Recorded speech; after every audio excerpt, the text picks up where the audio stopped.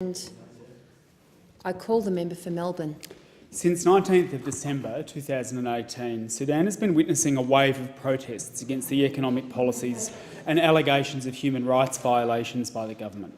According to Amnesty International, over 6 weeks there have been more than 300 protests in 15 out of Sudan's 18 provinces.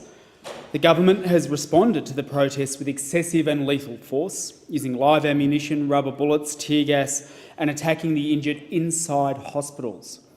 At least 50 have been killed, dozens injured and at least 1,000 arrested and imprisoned.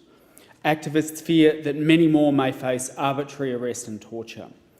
And I'm informed that the government has cut off access to social media platforms, including Facebook, Twitter and WhatsApp, and continues to reject entry of international reporters to Sudan. Historically, this has been the government's tactic to limit reporting on violence, torture and killings as they continue to escalate the use of force. And I draw the attention of members in this House to the record of human rights abuse in Sudan. More than 300,000 people were killed in Darfur.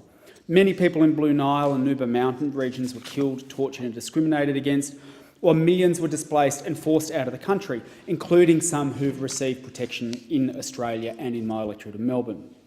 The Australian Sudanese community has called on the Australian government to take a stand against violence and arbitrary detention, bring human rights violators to justice and support the right of the Sudanese people to peacefully demand their rights.